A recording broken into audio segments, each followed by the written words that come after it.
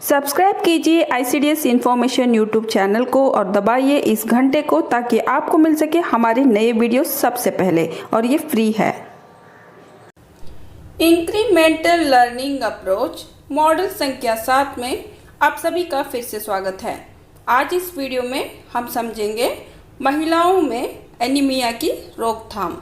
तो चलिए स्टार्ट करते हैं। सबसे पहले हम एनीमिया के बारे में हम क्या समझते हैं, इसके संबंधित कुछ प्रश्नों को पहले समझ लेते हैं। एक, क्या आप किसी एनीमिक महिला या पुरुषों को जानते हैं? दूसरा, एनीमिया या खून की कमी होने से क्या होता है? तीसरा, कैसे पता लगाएंगे कि किसी व्यक्ति में खून की कमी है?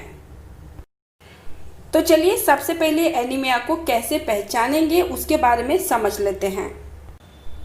अधिकतर महिलाओं, बच्चों व पुरुषों को एनीमिया होती है। यह हमारे समाज की सबसे आम बीमारियों में से एक है।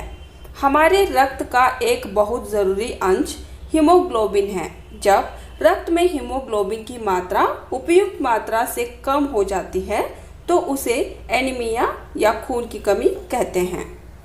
जिन लोगों के खून में हीमोग्लोबिन की कमी होती है वह बहुत जल्दी थक जाते हैं, और किसी आम इंसान जिनके खून में हीमोग्लोबिन की पर्याप्त मात्रा के मुकाबले कम काम या मेहनत कर पाते हैं। ऐसे व्यक्ति निम्न समस्याओं का सामना भी करते हैं, जैसे कि कमजोरी महसूस करना और जल्दी थकना।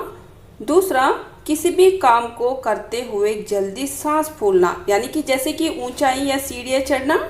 तीसरा, हाथ पैरों में दर्द की शिकायत होना। चौथा, मानसिक तौर पर सुस्त महसूस करना। पांचवा, चिड़चिड़ापन भी होना। ऐसे व्यक्ति की जांच करने पर निम्न लक्षण भी मिलेंगे, जैसे कि हथेली व पैरों के तलवे में पीलापन होता है। दूसरा, नाखूनों में पीलापन। तीसरा, जीभ व होठों में पीलापन और कभी कभी काले धब्बे भी। चौथा, नाड़ी या नस का तेज चलना और तेज दिल की धड़कन भी।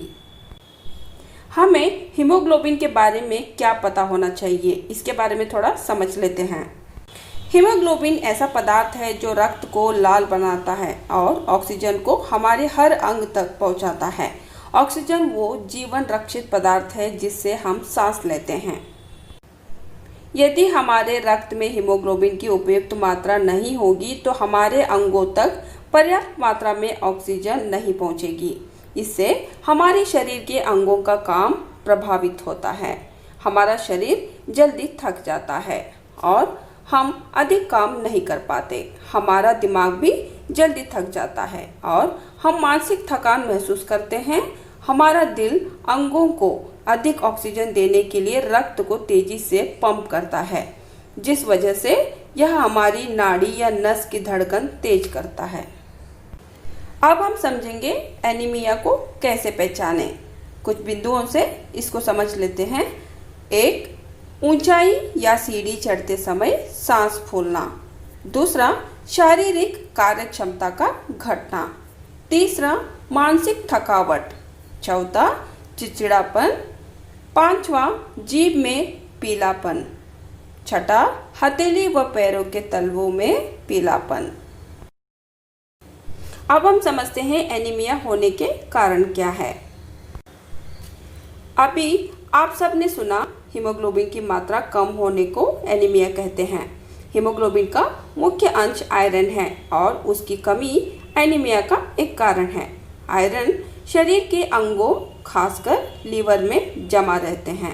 एक विविध भोजन करने वाले स्वस्थ व्यक्ति के शरीर में आयरन 6 महीने तक जमा रह सकता है।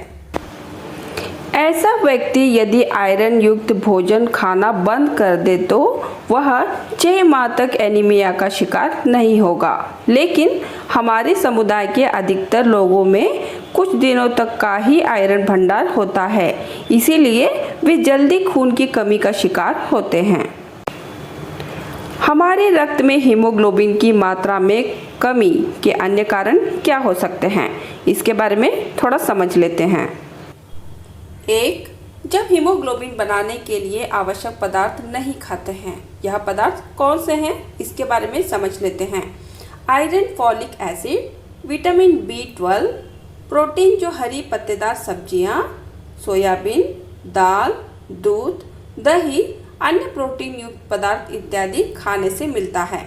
मांसाहारी परिवारों में खाने जाने वाले खाद्य पदार्थ भी iron, protein, vitamin A, D, B12 के अच्छे स्रोत हैं। दूसरा, पर्याप्त आयरन खाने पर भी आयरन को न पचा पाना, यानी कि ऐसे कई प्रकार के खाद्य पदार्थ जो आयरन को पचाने से रोकते हैं, जैसे कि चाय या कॉफ़ी। भोजन में विटामिन C जो खट्टे खाने में होते हैं, आयरन को पचाने में मदद करता है। तीसरा, कुछ लंबे समय तक रहने वाली बीमारियां भी हीमोग्लोबिन में प्रोटीन के निर्माण को रोकती हैं, जैसे कि टीबी, गुर्दे की बीमारी, रक्त की बीमारियां जैसे सिकल सेल बीमारी या थैलेसीमिया। चौथा, कुछ प्रकार के कीड़े आंतों यानी कि अतड़ियों पर हमला कर खून चूसते हैं। पांचवा, बवासीर जैसी बीमारियों में शरीर रक्त खो देता है। छठा, मलेरिया में भी शरीर में खून की कमी हो जाती है और मलेरिया होने पर आयरन खाने से बीमारी में और हालत खराब हो जाती है। सातवां, इसके अलावा मासिक धर्म में महिलाएं कुछ खून खो देती हैं, जिसकी भरपाई हो सकती है। चलते चलते एक बार फिर से एनीमिया होने के कारण क्या हो सकता है इसके बारे में समझ लेते हैं। एक, हम में से अधिकांश को एनीमिया है, ऐसा क्यों? दूसरा, क्या इसीलिए कि हम सही खाना नहीं खाते हैं? तीसरा, क्या इसीलिए क्योंकि हमें कोई बीमारी है? आज के लिए इतना ही। अगर वीडियो थोड़ी बहुत पसंद आ रही है तो प्लीज़ लाइक ज़रूर कीजिएगा। आपका एक लाइक काफ़ी मायने रखता है हमारे लिए।